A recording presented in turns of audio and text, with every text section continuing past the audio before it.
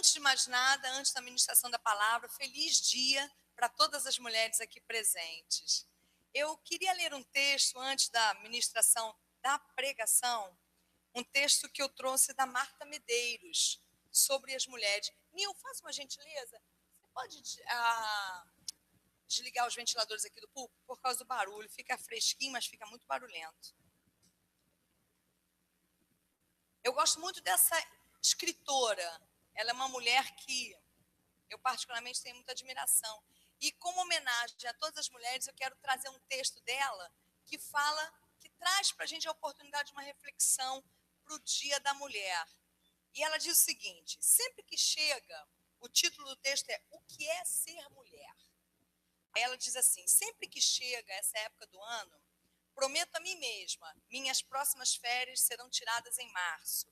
Vou alugar uma choupana em Ushuaia e só volto quando pararem de falar no Dia da Mulher.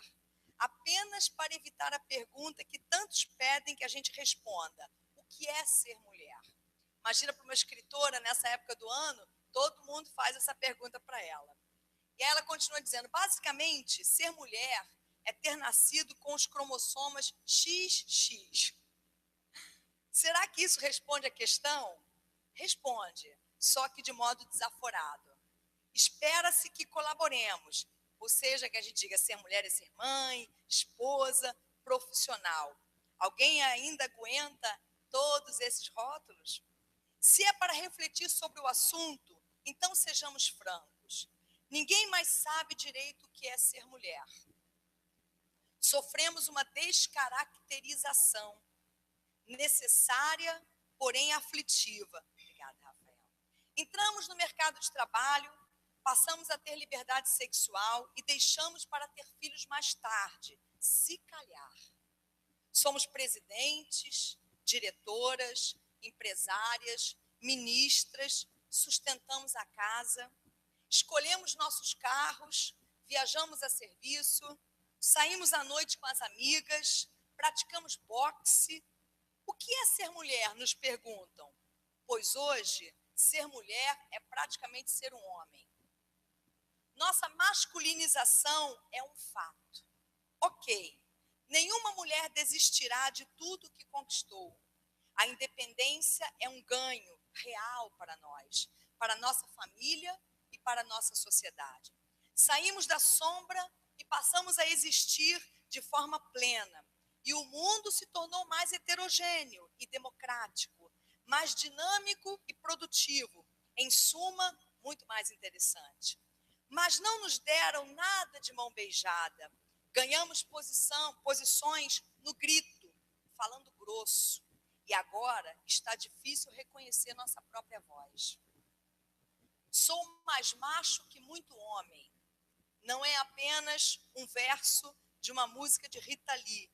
É pensamento recorrente de cérebros femininos. Alguém ainda conhece uma mulher reprimida, omissa, sem opinião, sem pulso? Foram extintas e deram lugar às eloquentes. Nada de errado, repito. Acumulamos uma energia bivolt e isso tem nos trazido inúmeros benefícios. Deixamos de ser um simples acessório, nos integralizamos. Mas essa nova mulher ainda se permitirá um segundinho de cuida de mim. Se os homens estão se permitindo ser frágeis, por que nós não nos permitimos também? Nós que temos os royalties dessa condição. É no amor que a mulher recupera sua feminilidade. É na relação a dois, na autorização que dá a si mesma de se sentir cansada e de permitir que o outro tome decisões e a surpreenda. É através do amor que voltamos a confiar cegamente, a baixar a guarda e a deixar que nos seduzam, sem considerar isso ofensivo. Muitas mulheres estão desistindo de investir num relacionamento por se julgarem incapazes de jogar o jogo ancestral. Eu, provedor, você, minha fêmea. Os homens sabem que já não iremos nos contentar em receber mesada e ficar em casa guardando a ninhada. Mas na intimidade, que tal deixarmos a testosterona e o estrogênio interpretarem seus papéis convencionais? Um amor sem tanta racionalidade, sem demarcação de território, sem guerra pelo poder, amolecer de vez em quando, com entrega e com gosto. É onde ainda podemos ressuscitar a mulher que fomos, sem prejuízo à mulher que somos. Essa é uma palavra para nós.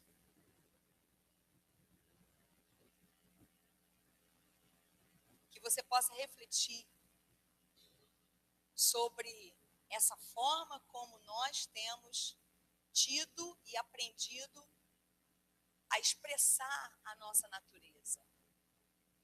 Que a gente possa não levar, porque hoje eu vou falar também sobre família, que a gente possa não levar para a nossa casa o ringue com o qual nós estamos acostumados nas empresas, no trânsito, no dia a dia. Mas em casa, nós podíamos simplesmente ser mulheres. E podíamos simplesmente deixar que nossos maridos cuidassem de nós. E olha, maridos, é no fundo o que toda mulher quer. Dentro da casa dela. Dentro de fora, ela quer mandar e desmandar. Mas dentro de casa, ela também quer mandar e desmandar.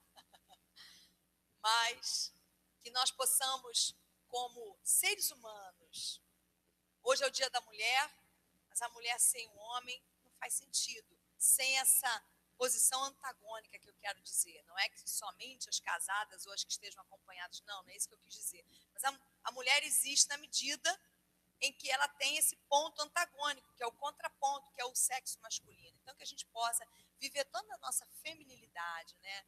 Que a gente possa usar todos os espaços que a gente conquistou sem nos perdermos. Amém? Parabéns mais uma vez a todas nós, em nome de Jesus. Eu gostaria de pedir agora que você abrisse sua Bíblia em 1 Samuel, no capítulo, se não me engano, é o 29, deixa eu conferir. Márcio, nós estamos pela internet? Então, vou aproveitar para dar uma boa noite a todo mundo que, porventura, esteja nos assistindo nesse momento. A gente vai estar falando de 1 Samuel, capítulo 30, versículo 1 diga. Por isso que o Márcio está apontando para mim. Desculpa, Márcio. Os aniversariantes do mês de março. Alice no dia 3, Marcos no dia 6, Nil, com 2 L's no dia 8, Larissa no dia 23, Giuseppe, meu irmão Dudu, no dia 10, Eliette no dia 21, a Márcia no dia 27, o Márcio no dia 28. Então é isso aí. Começa com a Alice e termina com o Márcio, para vocês todos, aniversariantes queridos de março. Parabéns, que Deus abençoe e que dê vocês saúde, para vocês continuarem a viver uma vida abençoada na presença dele, no nome de Jesus. Amém? 1 Samuel, capítulo 30, do versículo 1 ao versículo 25, nós vamos ler um pedaço grande, mas eu gostaria muito de ler, junto com você, você acompanhasse todo esse texto. 1 Samuel, capítulo 30, versículo de 1 a 25, diz assim: Quando Davi e seus soldados chegaram a Ziclag no terceiro dia, os amalequitas tinham atacado Neguebe e incendiado a cidade de Ziclag. Levaram como prisioneiros todos os que lá estavam, as mulheres, os jovens e os idosos. A ninguém mataram, mas os levaram consigo quando prosseguiram seu caminho. Ao chegarem a Ziclag, Davi e seus soldados encontraram a cidade destruída pelo fogo e viram que suas mulheres, seus filhos e suas filhas tinham sido levados como prisioneiros. Então Davi e seus soldados choraram em alta voz até não terem mais forças. As 2 mulheres de Davi também tinham sido levadas, Ainoã de Jezreel e Abigail de Carmelo, a que fora mulher de Nabal. Davi ficou profundamente angustiado, pois os homens falavam em apedrejá-lo. Todos estavam amargurados por causa de seus filhos e de suas filhas. Davi, porém, fortaleceu-se no Senhor, o seu Deus. Então Davi disse ao sacerdote Abiatar, filho de Aimeleque: traga-me o colete sacerdotal. Abiatar o trouxe a Davi e ele perguntou ao Senhor: devo perseguir esse bando de invasores? Irei alcançá-los? E o Senhor respondeu: persiga-os. É certo que você os alcançará e conseguirá libertar os prisioneiros. Davi e os 600 homens que estavam com ele foram ao ribeiro de Besor, onde ficaram alguns, pois 200 deles estavam exaustos demais para atravessar o ribeiro. Todavia, Davi e 400 homens continuaram a perseguição. Encontraram um egípcio no campo e o trouxeram a Davi. Deram-lhe água e comida, um pedaço de bolo de figos prensados e 2 bolos de uvas passas. Ele comeu e recobrou as forças, pois tinha ficado 3 dias e 3 noites sem comer e sem beber. Davi lhe perguntou: a quem você pertence e de onde vem? Ele respondeu: sou um jovem egípcio, servo de uma amalequita. Meu senhor me abandonou quando fiquei doente há 3 dias. Nós atacamos o Neguebe dos Queretitas, o território que pertence a Judá, e o Neguebe de Calebe, e incendiamos a cidade de Ziclag. Davi lhe perguntou: você pode levar-me até esse bando de invasores? Ele respondeu: jura diante de Deus que não me matarás, nem me entregarás nas mãos do meu senhor, e te levarei até eles. Quando ele levou Davi até lá, os amalequitas estavam espalhados pela região, comendo, bebendo e festejando os muitos bens que haviam tomado da terra dos filisteus e de Judá. Davi os atacou no dia seguinte, desde o amanhecer até a tarde, e nenhum deles escapou, com exceção de 400 jovens que montaram em camelos e fugiram. Davi recuperou tudo o que os amalequitas tinham levado, incluindo suas 2 mulheres. Nada faltou, nem jovens, nem velhos, nem filhos, nem filhas, nem bens, nem qualquer outra coisa que fora levada.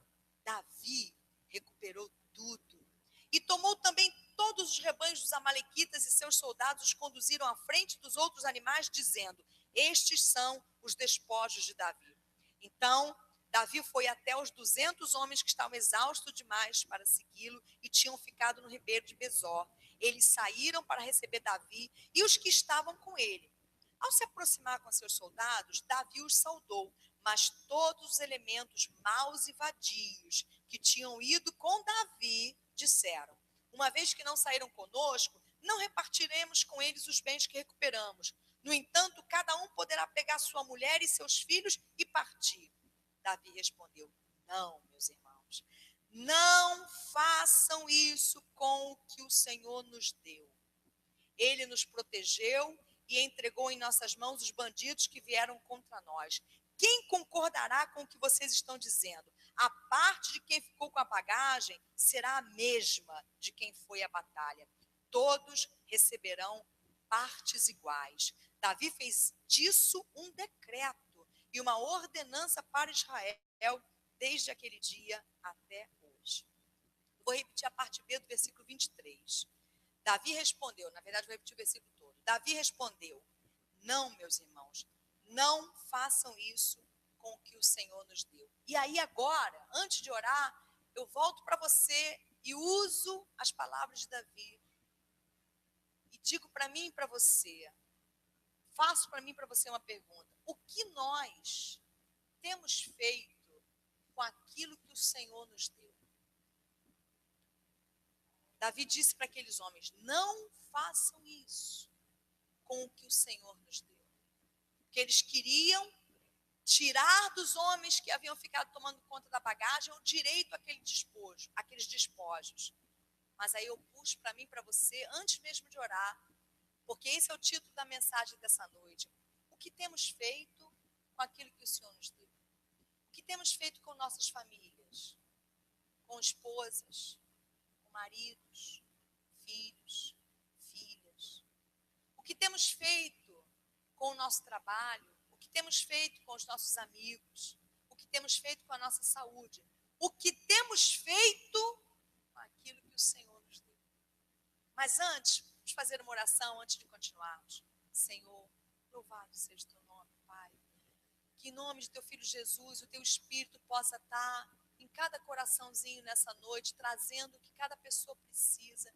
Porque eu creio, Senhor, que foi o Senhor que nos reuniu aqui nessa noite para falar conosco, para modificar o nosso coração, para trazer, Senhor, alívio, conforto. Senhor, eu não sei como as pessoas estão, como cada um se sente aqui, o que cada um espera, como estão os pensamentos das pessoas que estão aqui nessa noite. Alguns estão sofrendo, alguns estão felizes, alguns estão em paz, outros estão inquietos. Senhor, mas eu te peço que a tua palavra, Senhor, e que teu Espírito Santo venha trazer para cada coração aquilo que cada coração precisa nessa noite. Seja assim com os que estão aqui, Senhor, seja assim com aqueles que porventura nos estejam ouvindo pela internet ou que virão a nos ouvir em algum momento. No nome de Jesus, que o teu Espírito, que a unção que vem do alto, que cura, que liberta, que transforma, que dá novo ânimo, Senhor, que traz novo entendimento,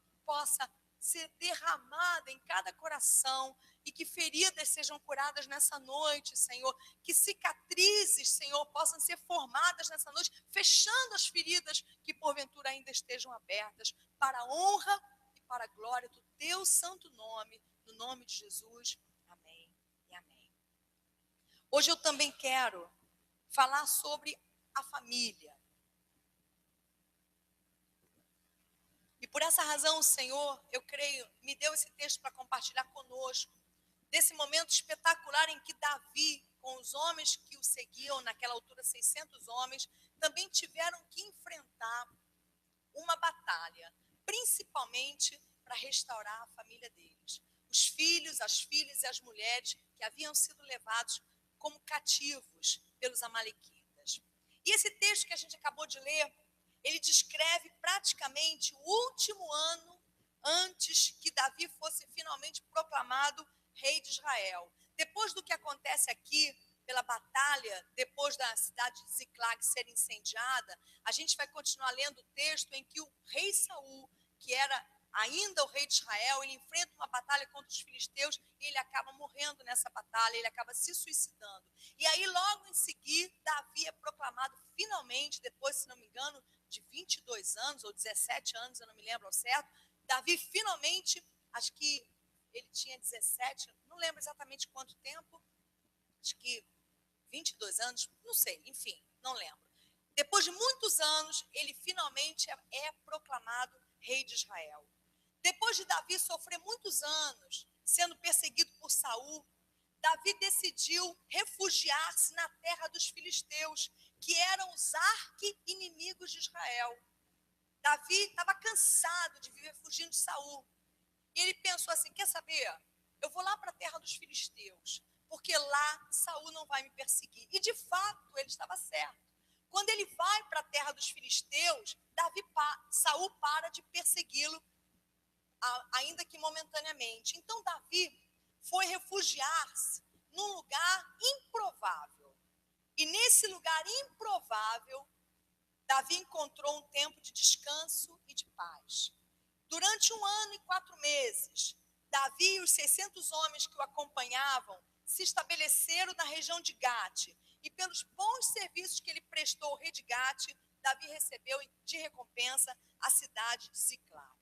Os bons serviços que eu menciono, que Davi havia prestado ao rei de Gate, eram, na verdade, um presente de grego. Porque enquanto Davi estava ali com os filisteus, estava ali com aquele povo inimigo de Israel, ele empreendia algumas batalhas. E aí ele lutava contra povos e conquistava despojos com esses povos. E aí toda vez que ele voltava da batalha, o rei de Gate dizia, com quem você guerreou? Aí ele dizia que ele tinha guerreado contra o povo de Israel. Mas, na verdade, ele não tinha guerreado contra o povo de Israel, ele tinha guerreado contra os jerusitas, os gersitas e os amalequitas, que também eram inimigos de Israel. Só que ele matava todo mundo, ele não deixava nenhum sobrevivente. E aí, por não haver nenhum sobrevivente, o que ele fazia não era denunciado ao rei de Gate. E aí o rei de Gate, ele começou a cair na graça desse homem, porque esse homem achou que ele havia virado a casaca e que ele, de fato, estava agora ao lado dos filisteus contra o seu próprio povo, o que não era verdade. E, como eu então acabei de explicar, os bons serviços prestados ao rei de Gate eram, na verdade, um presente de grego. pois o rei filisteu achava que Davi, enquanto estava em suas terras, lutava contra o povo de Israel quando saía para as suas guerras. Mas, na verdade, Davi lutava contra os jerusitas, os gersitas e os amalequitas, que também eram inimigos de Israel. Mas como Davi não deixava testemunhas, isso ficou em segredo. Ou seja, Davi vivia entre os inimigos, mas ele continuava fiel ao povo dele. E ele continuava a servir ao propósito de Deus na vida dele, que era também defender Israel contra os seus inimigos. O que eu acho interessante é perceber, isso é para nós, como o último ano, antes da sua proclamação como rei, tenha sido talvez o ano mais conturbado da vida de Davi. Porque imagina, a gente lê esse texto hoje, é muito cômodo. A gente lê, o cara estava passando um problema na cidade dele, na terra dele, ele foi se refugiar lá com os filisteus. Não é bem assim, tão simples. Imagina que hoje você tivesse que sair da sua zona de conforto, próxima à sua família, e tivesse que estar no meio de pessoas que te odeiam, que querem te matar, que te veem como inimigo delas. Foi isso que Davi fez. Então, a gente lendo hoje parece simples, né? Mas o que eu acho interessante é a gente perceber isso. Nem sempre bons ventos indicam a direção certa. Que é essa a nossa leitura que a gente muitas vezes faz na vida. A gente acha que uma coisa que venha de Deus é uma coisa que traga sempre uma situação de conforto, uma situação tranquila, uma situação onde a gente não tenha incômodos. E a gente vai ler os milhares de relatos na vida de homens e mulheres que serviram a Deus como nós, e a gente vai ver que não é assim. A gente vai ver que muitas vezes, antes de um grande momento na vida dessas pessoas, antes da concretização de uma promessa, de um sonho, eles passaram por situações muito desconfortáveis. Então, a gente não pode julgar, eu sempre, e vou sempre repetir isso aqui, a gente não pode julgar a mão de Deus estar ou não sobre uma questão pelo conforto ou pelo desconforto que a gente sente. Às vezes é exatamente o desconforto a mão de Deus. Ou uma forma que Deus tem naquele momento. Porque, olha, é através dessa ida de Davi para a região dos filisteus que Deus finalmente trouxe o juízo sobre Saul. E que Saul teve que finalmente enfrentar os filisteus e acabou ali revelando tudo que estava no coração dele, que todo mundo já sabia, e Deus dando a ele a chance de mudança, mas ele não conseguiu alcançar. Então, a palavra inicial para nós aqui nessa noite é essa: nem sempre bons ventos indicam a direção certa. E às vezes o caminho de Deus para nós atravessa grandes tempestades. Essa é a primeira lição que a gente tira desse momento em que Davi está recuperando a família dele. Então, traz isso para a sua casa. Olha, eu costumo dizer para as pessoas com quem eu convivo o seguinte: quanto mais uma família discute seus problemas, mais saudável essa família é. E eu não estou aqui fazendo apologia de briga. Vamos então voltar para casa e vamos brigar bastante. Não, claro que não. Eu não estou falando de briga. Eu estou falando de discutir as suas questões, discutir os seus incômodos. Olha, o pior é quando a gente se cala. Porque quando a gente se cala, muitas vezes a gente desistiu. Não vale mais a pena. A gente pensa assim, não vale mais a pena.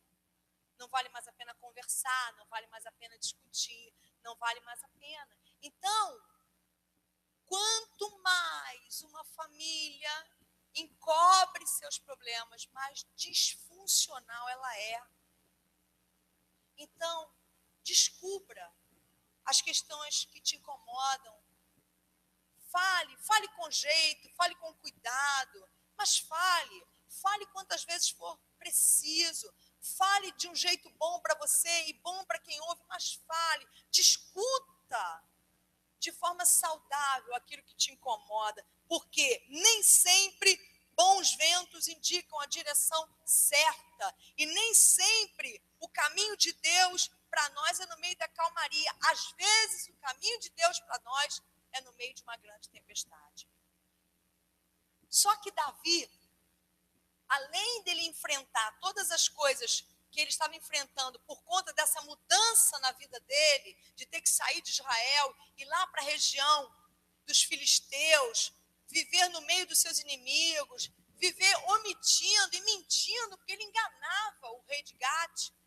A despeito disso tudo, ainda houve um adicional, que foi exatamente o que aconteceu aqui no capítulo 30. Davi tinha decidido ir com os filisteus e enfrentar Israel. A Bíblia não descreve quais eram as reais intenções de Davi.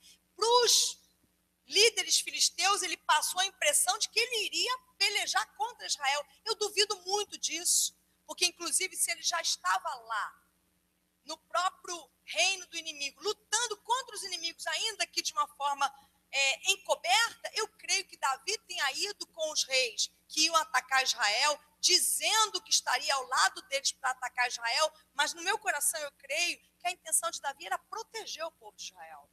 Naquele momento ele iria se virar contra aqueles homens e proteger o seu próprio povo. E ele estava numa condição favorável, né? Porque ele estaria ali no meio dos inimigos, então ele ia poder saber os planos de ataque dos inimigos de uma forma mais imediata, e ele poderia, assim, ajudar o seu próprio povo. Mas ele acabou não podendo fazer isso, porque os próprios líderes filisteus não queriam a companhia dele ali. Alguns líderes desconfiaram da atitude dele, disseram, não, esse cara está aqui com má intenção. Ele está dizendo que ele vai ficar ao nosso lado, contra o povo dele, mas quando chegar na hora, ele vai se voltar contra a gente. Aí ele está dentro da nossa casa, aí vai ser pior para a gente. Eles são guerreiros, eles sabem lutar. São 600 homens. Então, os próprios líderes filisteus disseram, não, falaram para o rei de Gate, manda ele de volta, nós não queremos ele conosco. E aí Davi teve que voltar para Ziclag com os seus 600 homens. E quando ele volta, ele encontra a cidade dele destruída, queimada. As mulheres tinham sido sequestradas, os filhos tinham sido sequestrados, todas as mulheres, todos os filhos, todos os jovens, todos os velhos, todas as pessoas tinham sido sequestradas e todos os animais tinham sido levados também e toda a cidade tinha sido queimada. Que tremenda surpresa desagradável, né, gente? Chegar em casa e encontrar tudo queimado e tua família toda sequestrada. Eu não sei quanto a você, mas para mim é muito difícil enfrentar uma situação ruim quando ela é uma surpresa.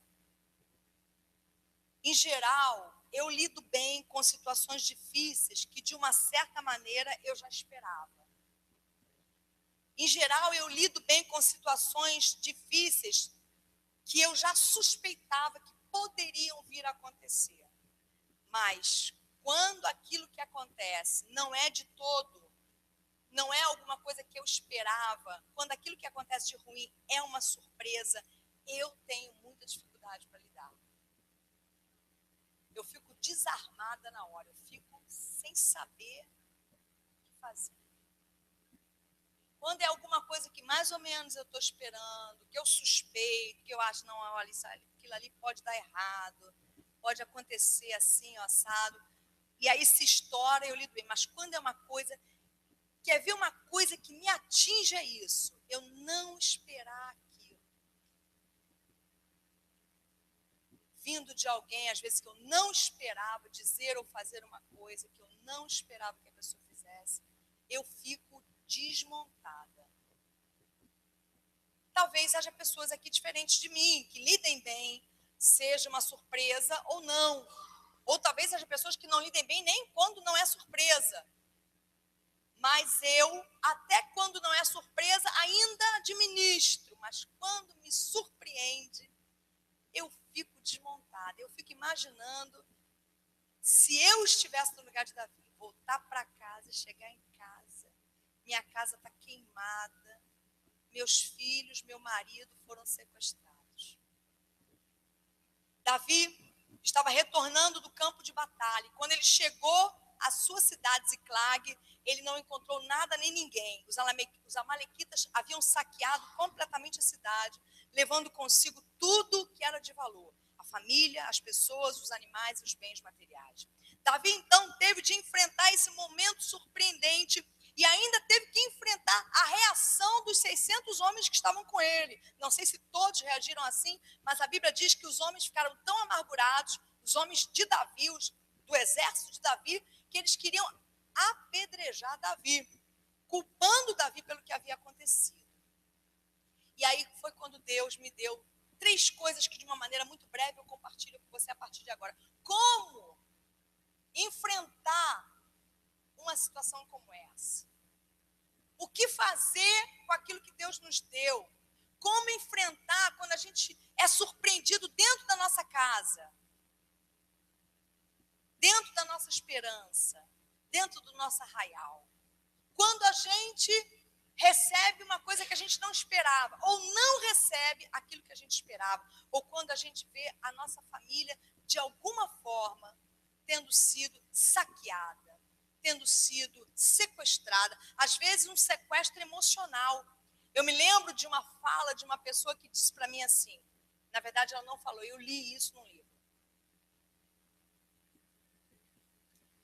Uma mulher que estava passando por um momento tão difícil na casa dela, que ela falou assim, na minha casa, até as paredes choram. Imagina o que é isso? Na minha casa, até as paredes são tristes. Então, imagina uma pessoa que crê em Deus está enfrentando um momento assim, né? Um momento em que, quando ela chega em casa, no lugar onde ela deveria encontrar tranquilidade, refúgio, onde ela deveria se sentir muito bem, deveria ser o lugar onde ela se sentisse melhor no mundo. Gente, a nossa casa, teoricamente, deve ser o lugar onde a gente se sinta melhor no mundo. E isso já é o primeiro sintoma para nós. Se eu abro a porta da minha casa e eu não me sinto bem, eu tenho que buscar em Deus alguma coisa. Porque as pessoas se acostumam com isso. Sabe o que elas fazem? Elas vão para a rua. Se elas não se sentem bem em casa, elas vão para a rua. Muita gente faz isso. Muito crente faz isso. Passa a maior parte do tempo que puder fora de casa. Vem só para dormir, tomar banho e comer. E assistir o Jornal Nacional. Mas será que é isso que Deus tem para nós? Que a gente não tenha vontade de voltar para casa? A gente tem que ter vontade de voltar para casa. A gente tem que ter desejo de voltar para casa. A gente tem que poder, quando pensar na nossa casa, dizer, ai, que bom, que daqui a pouco eu vou para casa. Eu creio que Deus tem isso para nós. Até porque, gente, nós estamos sendo preparados para voltar para casa, não é? Para a casa eterna, de onde nós saímos por causa do pecado. Estamos sendo preparados para voltar para lá. E isso tem que ser, em todas as outras áreas, um reflexo. E eu creio que essa é uma palavra de Deus para nós. Como enfrentar e mudar isso? Como? E com essa situação, nós podemos aprender algumas coisas. E eu gostaria de compartilhar isso com você. Primeiro, capítulo 30, no versículo 7, a Bíblia diz assim, que quando ele chegou em casa, e ele estava sendo ali, não só estava angustiado, como começou a ser ameaçado pelo próprio exército, ele disse assim no versículo 7, então Davi disse ao sacerdote Abiatar, filho de Aimeleque, traga-me o colete sacerdotal. E Abiatar trouxe a Davi, e ele perguntou ao Senhor, devo perseguir esse bando de invasores? Irei alcançá-los? E o Senhor respondeu, persiga-os, é certo que você os alcançará e conseguirá libertar os prisioneiros. Davi buscou a orientação de Deus. Ah, pastora, eu estou cansada de saber que eu tenho que fazer isso. Eu sei que você sabe, eu sei que eu sei. Agora, você reparou como é que foi a orientação, o nível de busca que ele fez? Ele pegou o colete sacerdotal e vestiu. Era a primeira vez que ele fazia isso. Ele vai fazer isso de novo. Quando ele voltar trazendo, quando ele for proclamado rei, e quando ele entrar na cidade de Jerusalém, trazendo a arca do Senhor de volta para Jerusalém, mais uma vez ele vai vestir o colete sacerdotal. Isso significa o quê? Significa aprofundamento na relação com Deus antes de tomar as decisões. Às vezes eu digo para uma pessoa assim, você já orou acerca disso? Aí a pessoa diz, já. Mas eu, muitas vezes, por estar muito perto daquela pessoa, eu sei que foram orações assim, sabe? Aquela oração rapidinha. Aquela coisa assim, Senhor, olha só. Davi pegou o colete, vestiu o colete, buscou a direção do Senhor, até que Deus o respondesse. Senhor, eu devo persegui-los? O Senhor vai me dar vitória? Então, eu quero dizer para mim e para você o seguinte. No mundo moderno, de uma certa forma, a gente tem uma conspiração contra a reflexão. Hoje, tudo tem que ser muito rápido. As decisões precisam ser rápidas e objetivas. E aqueles que perdem tempo refletindo, muitas vezes, são vistos como pessoas que não conseguem decidir, sem iniciativa.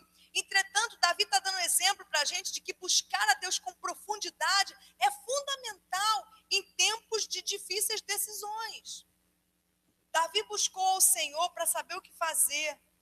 E olha o paralelo. Enquanto Davi buscava ao Senhor, Saul, lá em Israel, buscava uma médium espírita. No capítulo 28, você vai encontrar o rei de Israel. Ele também quer saber o que ele tem que fazer no meio de uma batalha.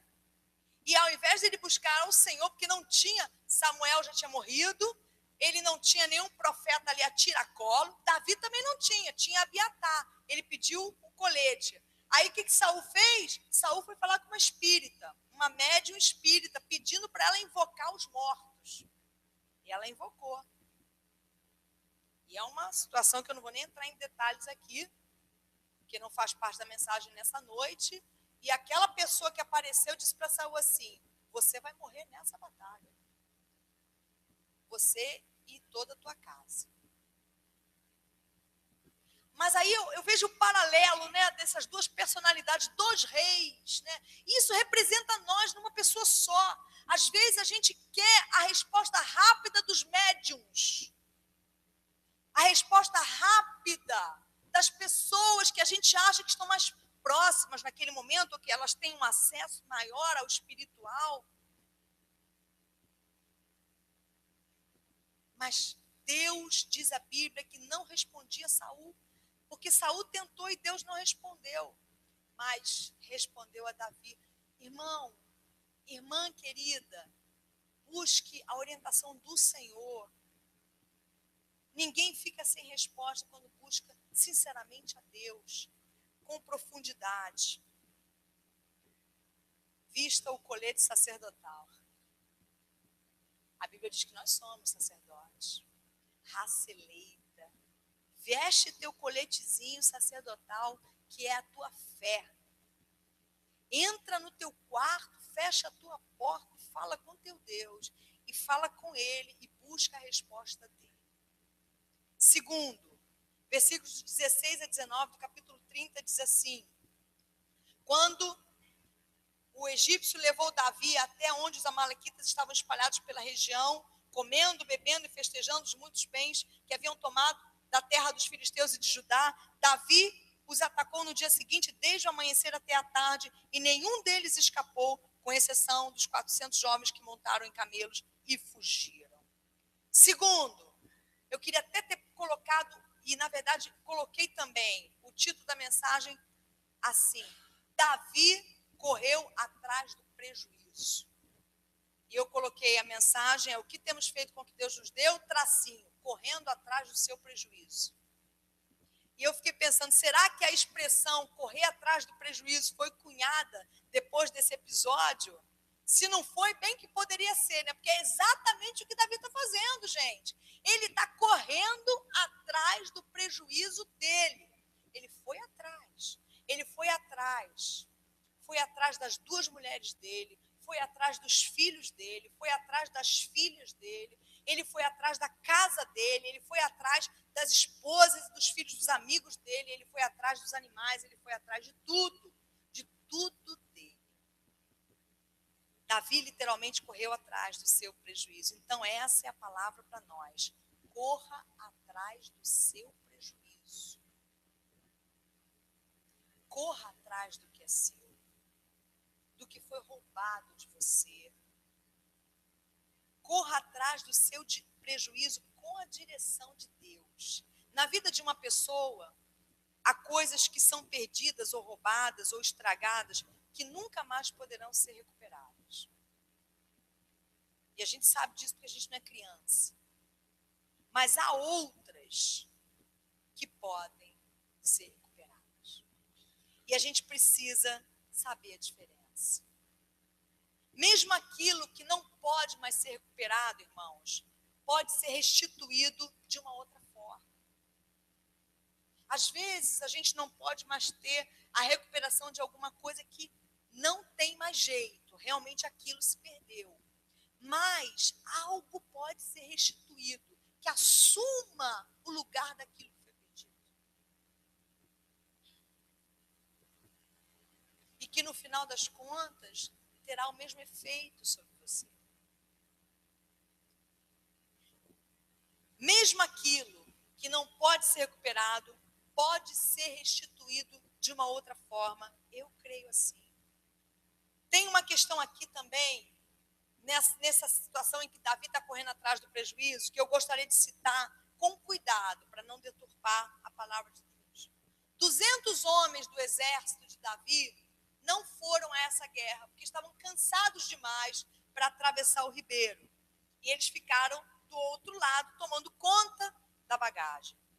E eu sinto da parte de Deus, quando leio esse texto, a ministração do seguinte: às vezes, uma parte de nós está cansada demais para lutar. E a gente precisa compreender e aceitar isso. Mas isso não quer dizer que a batalha esteja perdida. Porque uma parte de nós ainda pode lutar.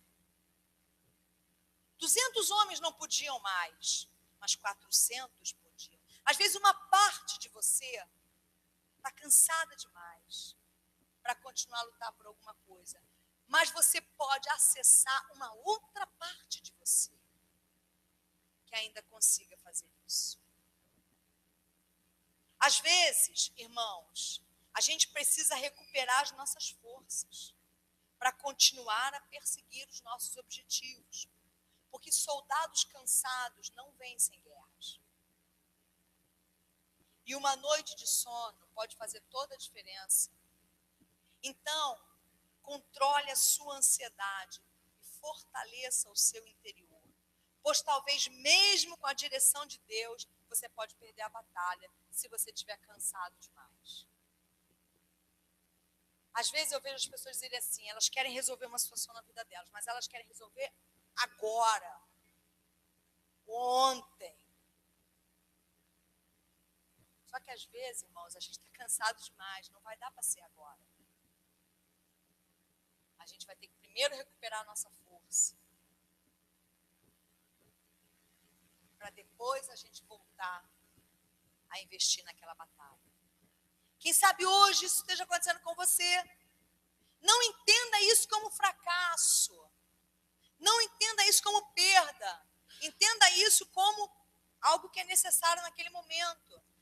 Eu mesma tenho essa tendência, eu quero resolver as coisas.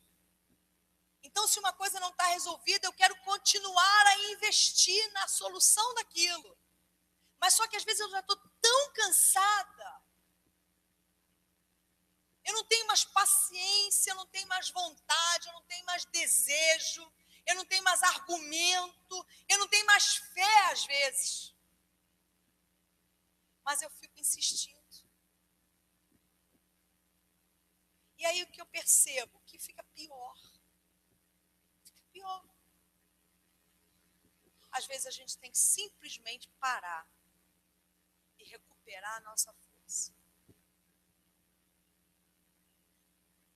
para então a gente voltar a lutar a nossa batalha.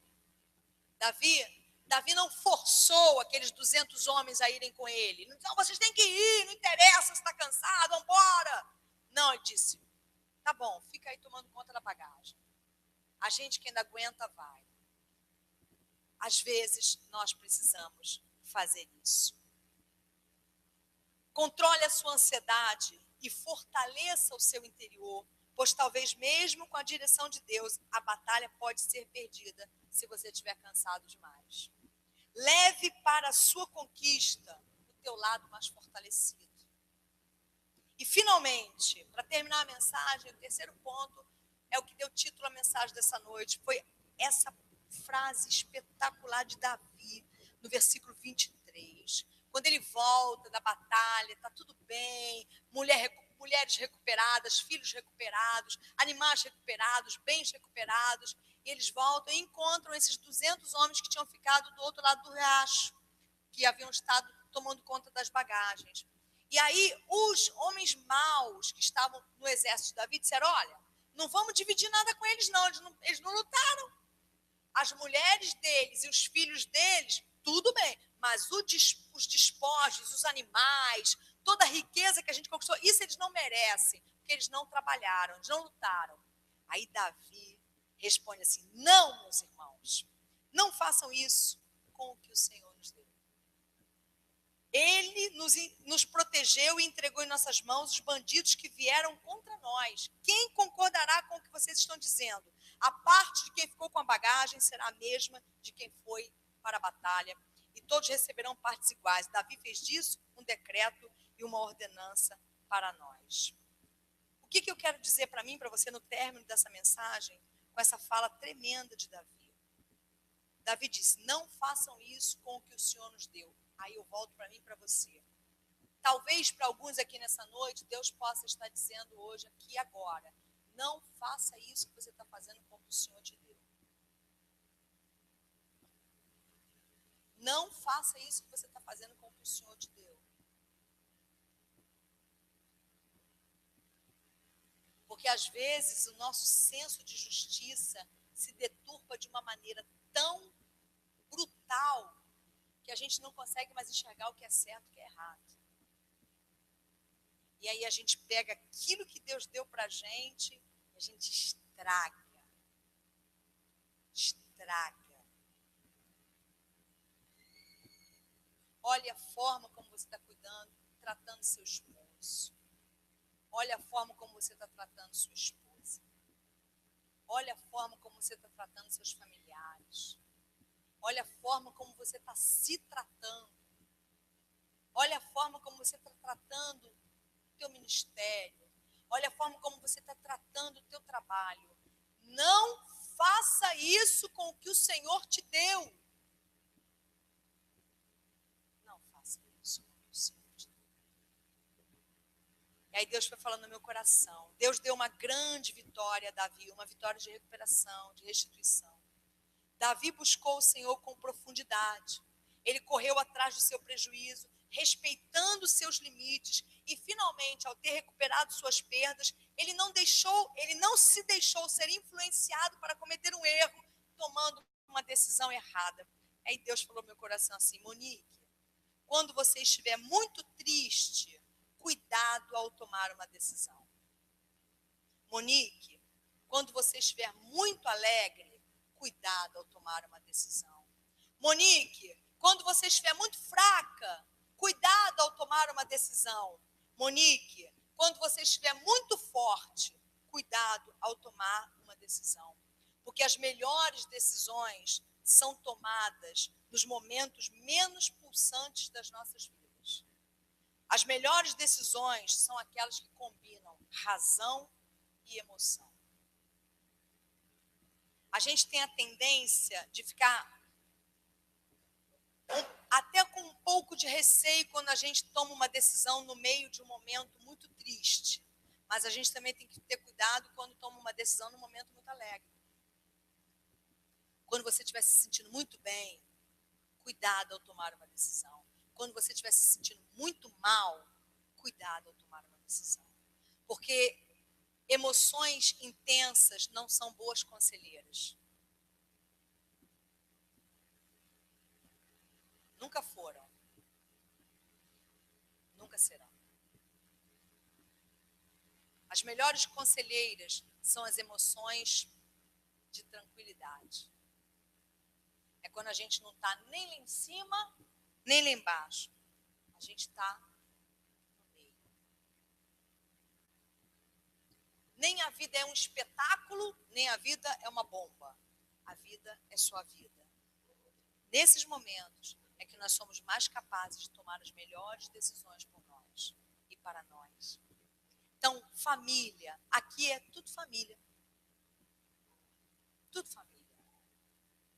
Busque com profundidade a orientação de Deus para a sua vida.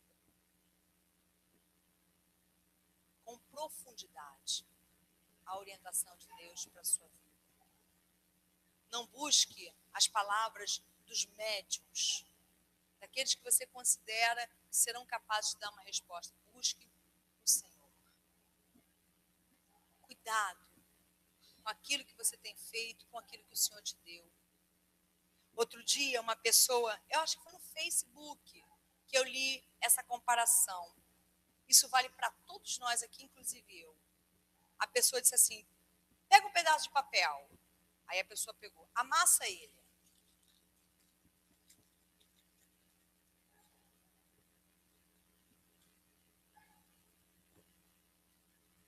Agora abre ele.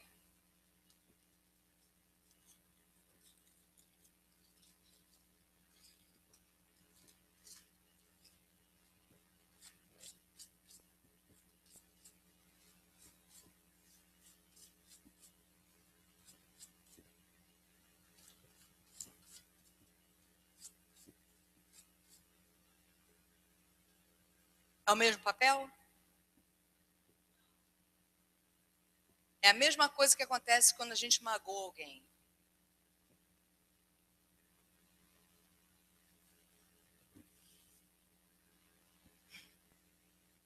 Não é mais o mesmo papel. A gente acha que desculpa resolve tudo, né? Nem sempre. Então, dizia assim, cuidado com o que você diz para as pessoas. Estou falando comigo. Cuidado com o que você diz para as pessoas. Porque nunca mais poderá voltar a ser o mesmo. E aí vai ser uma pena, né? Que era um papel tão bonitinho, né? Tão promissor, com tantas letras, tão branquinho, né?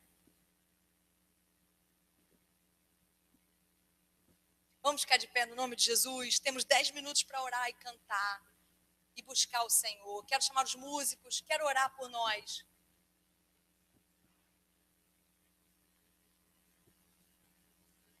Quero buscar com você a orientação do Senhor para a nossa família.